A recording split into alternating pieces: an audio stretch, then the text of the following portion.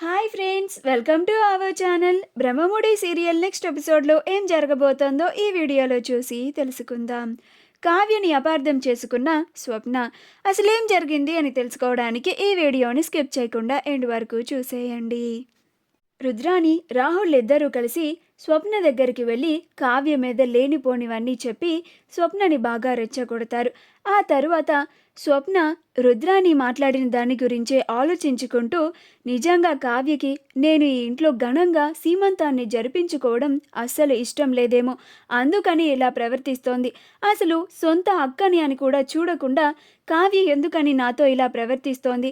అందరిలో ఆనాడు కూడా నేను నగలు చేయించుకున్నందుకు నన్ను ఘోరంగా అవమానించింది. ఇప్పుడు కూడా ఇలా చేసి ఉండదు అని అనుకోవడానికి గ్యారంటీ ఏముంది? కావ్య అలా చేసి ఉండొచ్చు కదా అని ఆలోచిస్తూ ఉంటుంది. ఇదంతా రుద్రాని రాహుల్ ఇద్దరూ ఒక పక్క నుంచని స్వప్నని చూస్తూ ఉంటారు. రే రాహుల్, మనం సక్సెస్ఫుల్గా ఆ స్వప్నకి తన చెల్లి మీద లేనిపోనివన్నీ చెప్పి ఆ స్వప్నకి ఇంకా కావ్య పైన ద్వేషాన్ని పెరిగేలాగా చేశాము. ఇంకా ఆ అక్క చెల్లెలు ఇద్దరు కొట్టుకు చేస్తారు. ఇంకా మనం ఆ మూమెంట్ ఎప్పుడు వస్తుందా అని, మన కల్లారా ఎప్పుడు చూడాలా అని నేను చాలా ఎగ్జైటింగ్గా ఎదురు చూస్తున్నానురా అని అంటుంది. అప్పుడు రాహుల్, అవును మామ్, ఈ స్వప్నని చూస్తుంటే నిజంగానే ఆ కావ్య దగ్గరికి వెళ్ళి గొడవ పెట్టుకునేలానే ఉంది అని అంటాడు. అప్పుడే స్వప్న తన గదిలో నుంచి బయటికి రావడం వాళ్ళిద్దరూ గమనించి వాళ్ళిద్దరూ పక్కకి వెళ్ళిపోతారు. స్వప్న కావ్య కోసం చాలా కోపంగా తన గదిలోంచి బయటికి వస్తుంది. అలా కావ్య ఎక్కడ ఉందా అని చూస్తూ ఉంటుంది. అప్పుడు కావ్య వంటగదిలో ఉండడం చూసి స్వప్న నేరుగా వంటగదిలోకి వెళ్ళి కావ్య పక్కన నుంచొని చాలా సీరియస్గా చూస్తూ ఉంటుంది. స్వప్న వచ్చి నుంచోవడం గమనించిన కావ్య, ఏంటక్క ఇలా వచ్చావు, కాఫీ ఏమన్నా కావాలా అని అంటుంది. అప్పుడు స్వప్న, నాకు కాఫీ ఏం అక్కర్లేదు కావ్య, నాకు సమాధానం కావాలి అని అంటుంది. అప్పుడు కావ్య, ఏం సమాధానం కావాలక్క అని అంటుంది. అప్పుడు స్వప్న, అమ్మకి మన పుట్టింట్లో నాకు సీమంతం జరిపించాలని ఆలోచన వచ్చేలా చేసింది నువ్వే కదా కావ్య అని అంటుంది. అప్పుడు కావ్య, ఇది అర్థం చేసుకున్న దానివి నేను ఎందుకు ఇలా చేశానో అర్థం చేసుకోలేదా అక్క అని అంటుంది.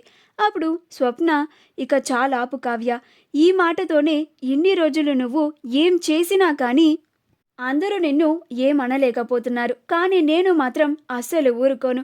అయినా నువ్వెందుకని కావ్య ఈ మధ్య ఇలా ప్రవర్తిస్తున్నావు? నేను నీ సొంత అక్కనే కదా. నీ సొంత అక్కకి ఈ ఇంట్లో ఘనంగా సీమంతం జరుగుతుంటే నువ్వు నీ కళ్ళతో చూడలేకపోతున్నావా? నేను సంతోషంగా ఉండడం కూడా నీకు ఇష్టం లేదా కావ్య అని అంటుంది. అప్పుడు కావ్య, ఏంటక్క అలాంటి మాటలు మాట్లాడుతున్నావు? నువ్వు సంతోషంగా ఉంటే నేనెందుకు చూడలేనక్క? నువ్వు సంతోషంగా ఉండడమే కదా నాకు కావాలి అని అంటుంది. అప్పుడు స్వప్న, లేదు కావ్య, నువ్వు పైకి ఇలా నటిస్తున్నావంతే. నీకు నిజంగా నువ్వు సంతోషంగా ఉండడమే నీకు కావాలి. అందరూ నువ్వు చెప్పినట్లుగా నడుచుకోవడమే నీకు కావాలి. ఈ ఇంట్లో వాళ్ళు ఎలా ఉన్నా, ఎలా పోయినా, ఎంత బాధలు పడినా కానీ నువ్వు చెప్పిందే ఇంట్లో జరగాలి అనే పంతంతో నువ్వున్నావు. నువ్వు తీసుకునే నిర్ణయాల వల్ల, నువ్వు అమలు చేసే నీ నిర్ణయాల వల్ల ఎంతమంది బాధపడుతున్నారో నీకు తెలుస్తోందో కావ్య. ఇప్పుడు అదే పరిస్థితి నీ సొంత అక్కకి కూడా వచ్చింది. అది కూడా రెండోసారి, మొదటిసారి కూడా కాదు. ఆనాడు నేను నగలు చేయించుకున్నాను అని నన్ను అందరిలో నిలబెట్టి ఒక దోషిని చేసి ఘోరంగా అవమానించావు. ఇప్పుడేమో స్వయంగా మా అత్తగారే నాకు సీమంతం చేయిస్తాను అని అంటే, ఎవ్వరికీ తెలియకుండా మన అమ్మకి మన పుట్టింట్లో నాకు సీమంతాన్ని జరిపించాలి, పైగా అది వంశాచారం అనే పేరుని అడ్డు పెట్టుకొని నాకు ఇక్కడ ఘనంగా జరిగే సీమంతాన్ని ఆపించేశావు. మొన్నటికి మొన్న ప్రకాశం అంకుల్ని అందరిలో చాలా ఘోరంగా అవమానించావు. పెద్దవారు అని కూడా అస్సలు నువ్వు గౌరవించనే లేదు అని అంటోంది. నువ్వు మారిపోయావు కావ్య, చాలా మారిపోయావు. మునుపటి కావ్యలా అస్సలు లేవు. నువ్వు నా చెల్లి కావ్యవి కావు. నువ్వు ఈ కుటుంబ ఆస్తి మొత్తం నీ చేతిలోకి వచ్చిన తర్వాత మారిపోయిన కొత్త కావ్యవి అని అంటుంది. అప్పుడు కావ్య, అది కాదక్క, ఒకసారి నేను చెప్పేది విను అని అంటుంది.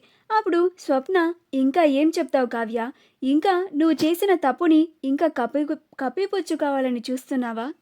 లేక అక్క నువ్వు ఈ దుగ్గిరాల వారేంటి అసలు కోడలివి కాదు, ఆ రుద్రాణి గారి కోడలివి, ఆ రుద్రాణి గారు ఈ ఇంటికి దత్తపుత్రిక కానీ పేగు తెంచుకొని పుట్టిన పుత్రిక కాదు, అందుకని నువ్వు ఎంతలో ఉండాలో అంతలో ఉంటే నీకు చాలా మంచిది అని అంటావా కావ్య అని అంటుంది.